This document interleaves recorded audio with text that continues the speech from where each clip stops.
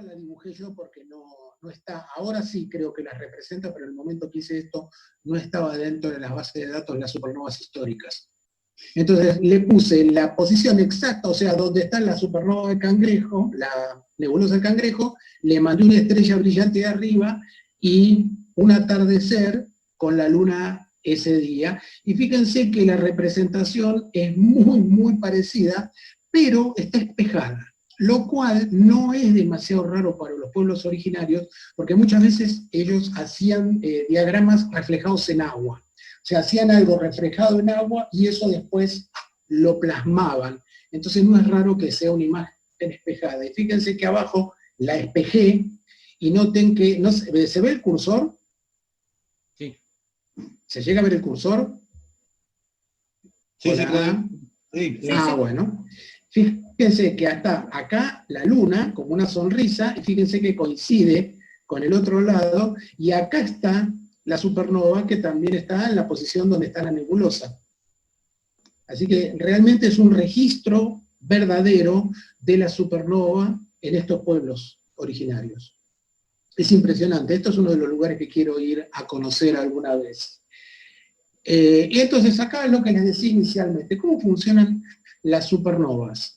Las supernovas, en sí supernova es final de estrella, uno la tiene que asociar actualmente como el final de una estrella. En su momento se los conocía como el nacimiento de una estrella. Nova juntamente significa nueva, pero lo que pasa es que ahora sabemos que es en realidad el final de la vida de una estrella. Entonces, van a ver acá los dos tipos de supernova en general que se conocen. Del lado izquierdo están las de tipo 1 y del lado derecho las de tipo 2. Las de tipo 1 son bastante más brillantes y más violentas que las del tipo 2. ¿Por qué? Porque la del tipo 1, como la ven, son una serie de dibujitos que van contando la historia cómo es, son dos estrellas que están girando una alrededor de la otra. Una de ellas, que es más masiva, se muere antes, entonces pierde su material y se hace una estrella enana blanca. Queda una enana blanca girando alrededor en una órbita bastante cercana. Cuando la segunda estrella se pone vieja y empieza a crecer, entra dentro del ámbito de la enana blanca y le empieza a sacar material, que es el tercer cuadrito que vemos acá. Le empieza a robar material. Y eso hace que en determinadas circunstancias, hay muchos tipos de supernovas, estoy explicando en general. En determinadas circunstancias, cuando la estrella enana blanca está chupando el material, supera determinado nivel de masa, explota porque se transforma espontáneamente en una estrella de neutrones y hace una gran explosión. Esa es una de las formas en que se hace una supernova de tipo 1. Las supernovas de tipo 2, en cambio, son estrellas que ya se ponen viejas, está solita y explota porque le llegó el final de sus días. ¿Cómo funciona? Ustedes saben que una estrella tiene, a ver, no, hoy no traje nada, vamos a hacer los puños. La estrella tiene, es un núcleo con una película alrededor que es su atmósfera y está funcionando. El núcleo funciona con reacciones nucleares que se transmiten y pierde energía a través de la fotosfera de la estrella. Así funcionan todas las estrellas. ¿Cuál es la cuestión? Es que el Sol en este momento está quemando hidrógeno y lo transforma en helio. Y hay una pequeña diferencia de masa que la transforma en energía y es lo que vemos habitualmente, que estamos calentitos todos los días por esa reacción. Cuando la estrella se le acabe, cuando al núcleo se le acabe la cantidad suficiente de hidrógeno para funcionar, lo desecha como combustible y se comprime. ¿Por qué? Porque hay dos fuerzas, una que tira para afuera, que es la fuerza nuclear, y otra que, estamos hablando muy en general, porque no es exactamente así, tira para afuera la energía nuclear y la que tira para adentro es la gravedad. Como se le acabó la energía que estaba tirando para afuera porque ya no hay combustible, la estrella colapsa, el núcleo colapsa y se va achicando. Al achicarse se calienta y cuando llega a una determinada temperatura, que aproximadamente son 25 millones de grados, empieza a utilizar el hidrógeno, el helio como combustible y lo transforma en carbono. Va avanzando en la tabla periódica de los elementos. Esto lo hacen todas las estrellas. Entonces, ¿cuál es la diferencia? La diferencia es que la estrella, como el Sol, puede seguir comprimiéndose hasta determinado nivel y no puede llegar mucho más allá. En cambio, una estrella muy masiva sigue, o sea, se le acaba el carbono, hace oxígeno, nitrógeno, va generando un montón de elementos químicos, va completando la tabla periódica de los elementos. Cuando llega el hierro, ahí está el problema, porque el hierro genera una reacción de fisión. O sea, en vez de unir átomos, se rompen los átomos de hierro, y es una reacción endotérmica. Es una reacción que absorbe energía, no produce energía. Entonces, imagínense este escenario. La estrella con su núcleo súper comprimido, súper caliente, que algunos estiman que puede estar a 5.000 millones de grados el núcleo, tratando de mantenerse. La estrella se hizo gigante porque hay mucha energía que sale del núcleo. Eso es raro porque la estrella en el núcleo es mucho más caliente, pero al expandirse es fría, se la ve como una supergigante roja. Ese núcleo se mantiene muy, muy pequeño y dice, bueno, vamos a tratar de quemar otro elemento y empieza a generar hierro. El hierro, en vez de generar energía, absorbe energía. La estrella entra en un colapso fenomenal y explota. ¿Cómo explota? Se colapsa el núcleo, caen las capas principales de la atmósfera, rebotan contra una pared y hacen después una explosión. O sea, una implosión seguida de una explosión. Y la estrella se desparrama en el espacio y queda un desastre, que es el habitualmente sucede cuando hay una supernova. Estos son los dos tipos fundamentales de supernovas que conocemos, las de tipo 1 y las de tipo 2. ¿Quedó claro? Se murieron. Sí, muy bien. Bueno, porque como no los escucho ni los veo, entonces me da la sensación que están muertos. Entonces, vamos a hablar de algunas características de la supernova 1054. 1900, hace tanto tiempo que ya no me entra que sean 1054. Del año 1054. Tuvo un máximo brillo aproximadamente magnitud menos 6.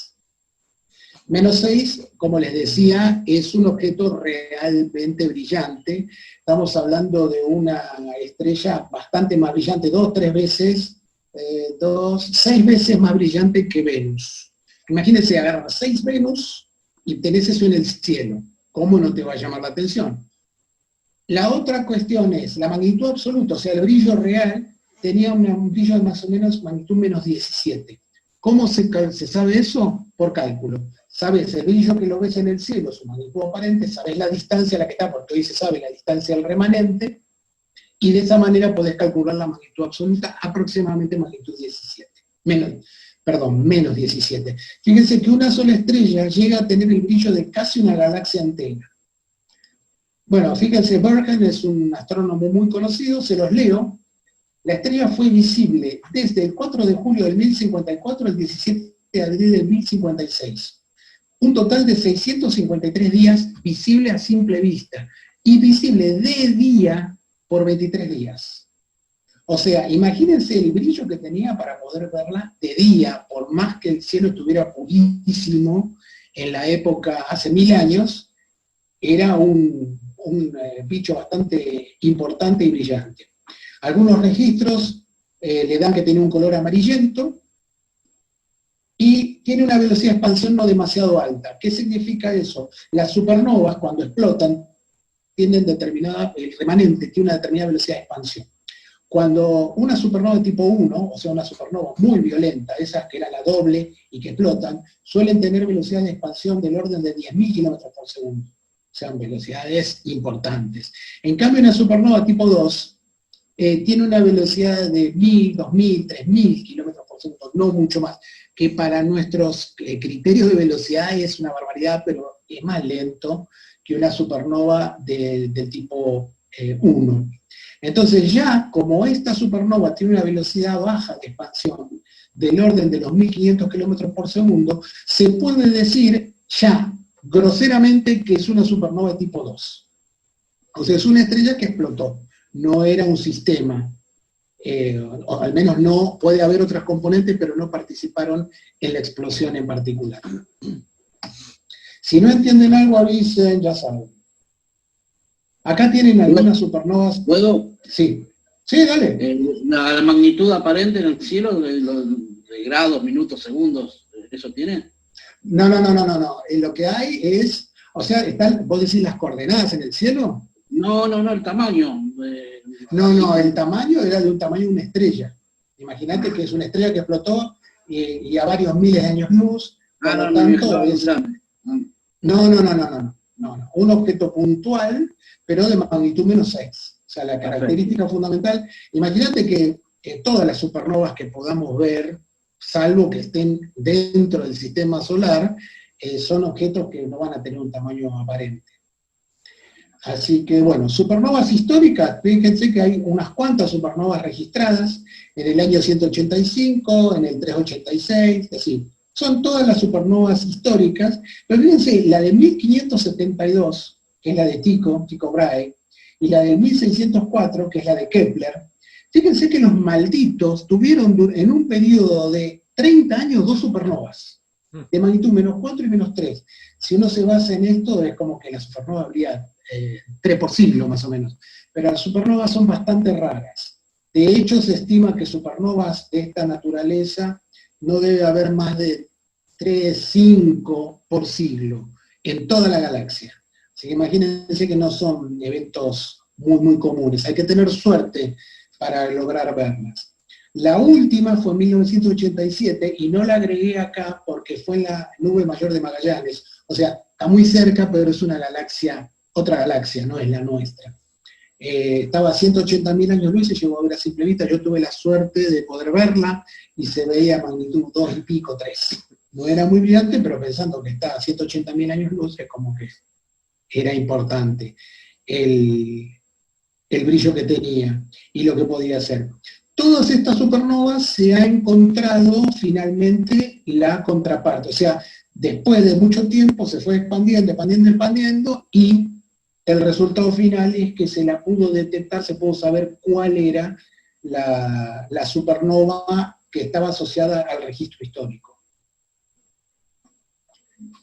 Los primeros registros, fíjense, que estamos hablando ahora específicamente de la nebulosa del Cangrejo. Fue detectada por este muchacho Vivis, que con esas caras que tienen todos estos muchachos, pero ese es Messier. Messier la vio por primera vez en 1758 y fue clasificada como nebulosa, era una nube. Messier lo que quería hacer era buscar cometas. El tipo se dedicaba a buscar cometas. Y lo que pasaba era que se confundía con las nebulosas que había, porque los telescopios que estamos hablando, 1700, los telescopios no eran precisamente de lo mejor. Entonces, inclusive el mismo catálogo Messier tiene 2 objetos mal clasificados, que es una estrellita, son cosas que no existían en realidad como objetos. Pero bueno, si los 100 y pico restantes sí son objetos y toda Amateur los utiliza para poder hacer observaciones. Este muchacho lo que hizo fue, quería descubrir cometas, y entonces se inventó un catálogo que no había en esa época, como para poder saber, no, mira, estoy mirando esto. Y el primer objeto que midió, que detectó, fue justamente Messier 1, la nebulosa de Cangrejo. Y si quieren les cuento brevemente una pequeña anécdota de este muchacho, que no se sabe si es cierta o no, pero como son los científicos es muy probable que sea verdad. El tipo estaba haciendo una competencia, Messier, estaba haciendo como una competencia amigable para quienes quería tener el máximo descubrimiento de cometas posibles. No me acuerdo si era el cometa número 9 o el 12, y ya iba a ser, o sea, había descubierto un cometa más. Eso significaba que iba a pasar a la cabeza de lo que era la suma de cometas que habían descubierto internacionalmente, al menos en Europa. Y en la misma época que pasó esto, que estaba esperando que le dijeran si él estaba a la cabeza o no, se entera que no, que el cometa ya lo había visto primero otra persona, y en la misma época también falleció su esposa. Entonces, cuando estaban en el velatorio hablando, le decían, le daban el pésame, y él decía, sí, gracias. Sí, decía, era una buena mujer. O sea, él estaba llorando porque no era el máximo ganador de la cantidad de cometas. La esposa era una cuestión secundaria. No sé si es cierto o no, pero es factible que sí. Y acá tienen el primer registro decente, el primer dibujo decente de la supernova, del remanente, o sea, todavía no se sabía de esto, de históricamente, la supernova de 1054, no había registros, solamente era una nebulosa que estaba ahí muerta de risa.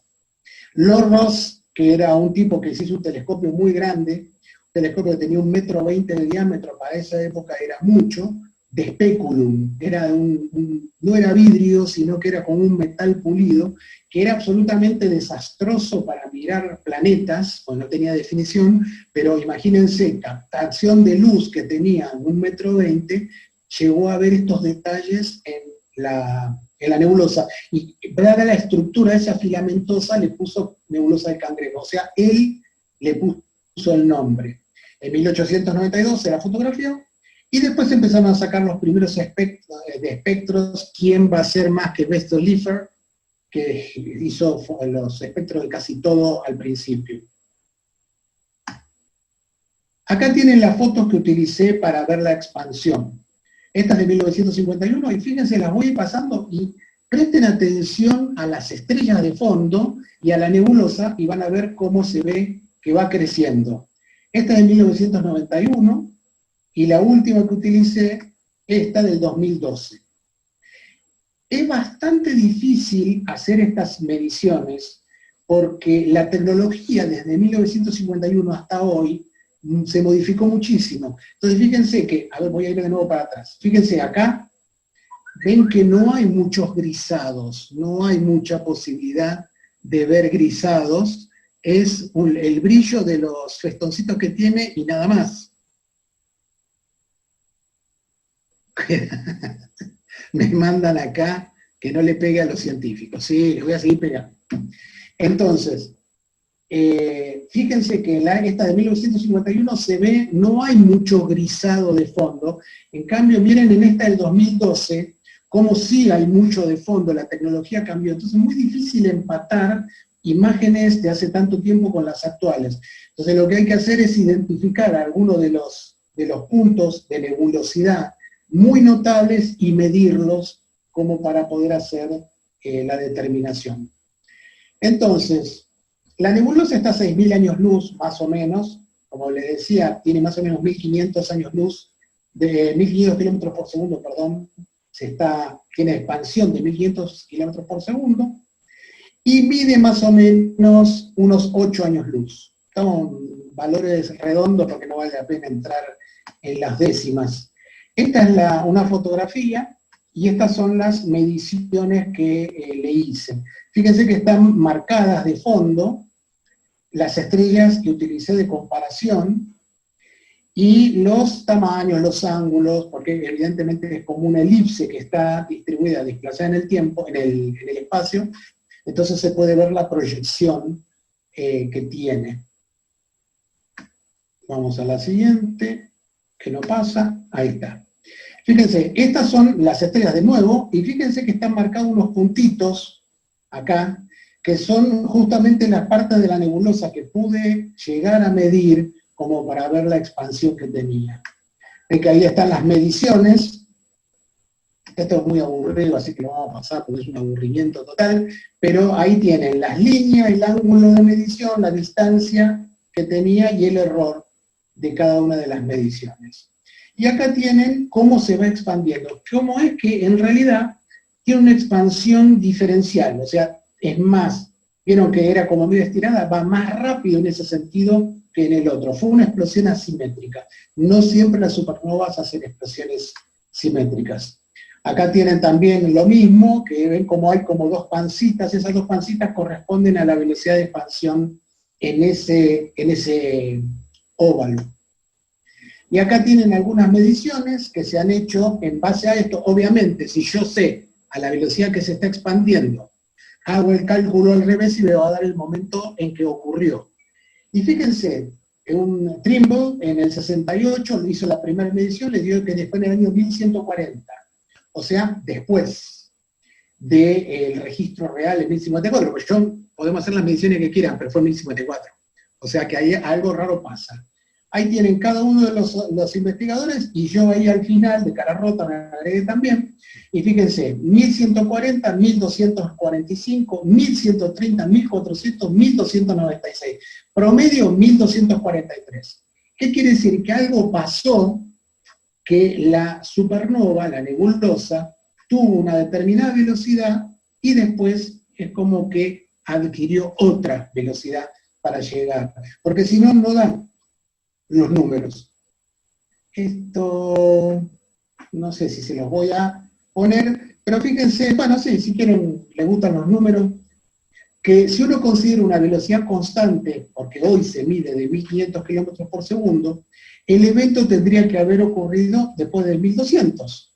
Entonces, evidentemente hay una aceleración en el medio, que no sabemos cómo, por qué es, aunque hay algunos modelos actuales de cómo se hace la transferencia hacia el gas desde el campo magnético de la estrella de neutrones que queda, pero bueno, eso no entré en detalle, solamente vi el tema de las mediciones.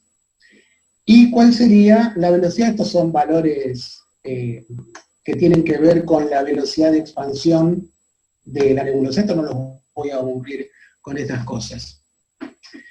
Entonces, evidentemente un valor inicial de expansión más lento, y después, de alguna manera, el pulsar posiblemente le transfirió energía a la nebulosa y la hizo ir a mayor velocidad, y es lo que vemos hoy. Por eso no coincide si uno hace una velocidad constante hasta el momento inicial que ocurrió la explosión. Y acá tienen, esto en realidad es como un diagrama mío, porque no puedo asegurar que sea de esta manera, pero me gustó pensar que era un óvalo. Entonces ahí, por la velocidad de expansión, la forma que podría llegar a tener, aunque no la puedo asegurar porque puede haber, estoy tratando de analizar un objeto en 3 dimensiones, que es muy complicado, pero podría llegar a ser un posible modelo de posición. Y fíjense que la velocidad de expansión está aproximadamente 2000 kilómetros por segundo en el valor, en esa elipse, en la parte, lo que sería el semieje mayor de la elipse, y hacia los bordes va a 1100 kilómetros por segundo. Dice que es bastante notable la diferencia, muy asimétrica la explosión. Y acá, no sé si lo ven, pero se está moviendo. Es un GIF. Se te corta el audio, Claudio. Mezclé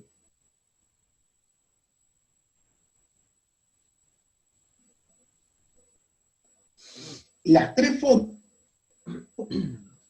con un programa de morphing para ir transformándola. Entonces está la primera imagen, la segunda imagen y la de la nebulosa. Sí, se debe cortar el audio porque esto está consumiendo mucho. Voy a pasar al siguiente. Solamente, ¿están? ¿Se volvió a escuchar bien? Hola, ¿están ahí? Sí, ahora sí. ¿Cómo? Ahora se escucha Claro, bien. lo que pasa es que mandé ese videíto y la destroza, entonces por eso la saqué y a otra cosa. Bueno, seguimos entonces. Pero espero que hayan visto que se veía en expansión la nebulosa. Es bastante raro ver cosas en movimiento en los objetos del espacio, al menos el espacio interestelar es bastante difícil.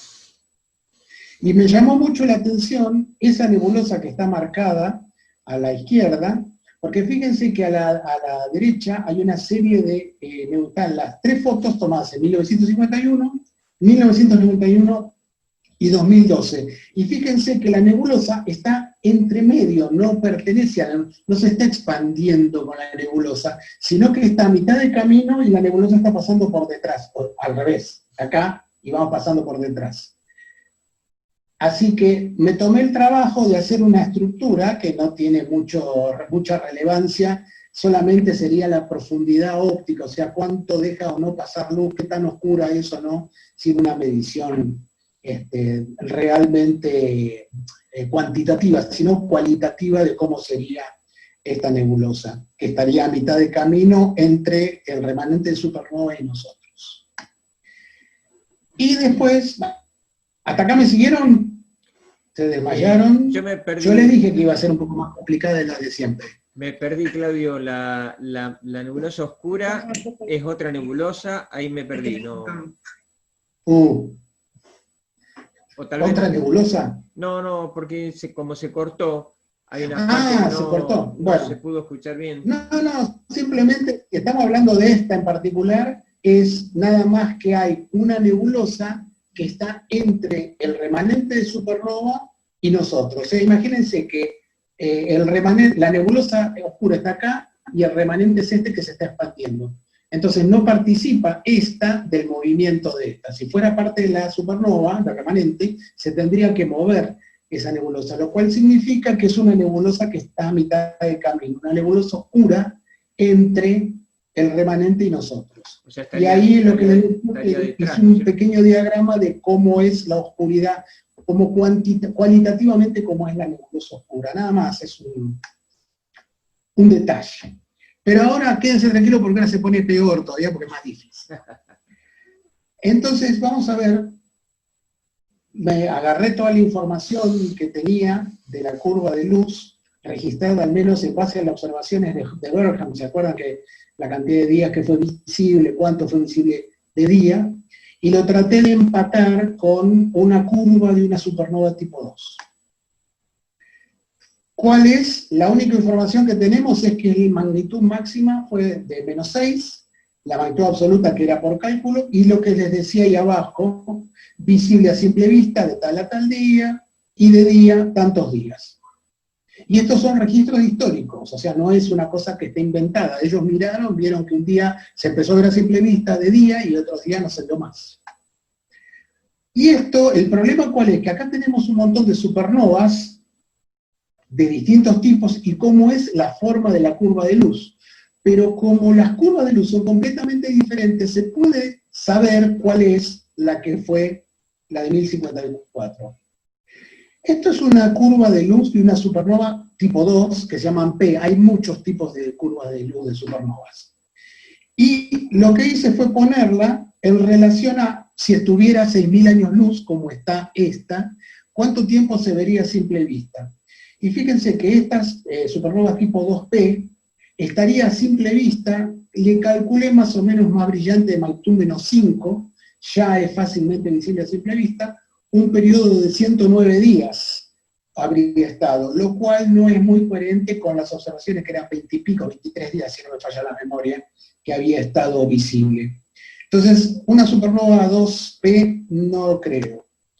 Pero las supernovas L, las supernovas tipo 2L, fíjense que son bastante más interesantes porque permanecería, si es de este tipo, visible a simple vista, 28 días, que más o menos está bien con lo que registraron, y se vería a simple vista, o sea, se dejaría de ver a simple vista entre 700 y 800 días. Lo cual, fíjense que acá les hago un resumen de todo eso. Si fuera una supernova de tipo 2P, sería visible 109 días, invisible hasta desaparecer, o sea, no se ve, llega a magnitud 6, no se ve más, entre 1000 y 1100 días.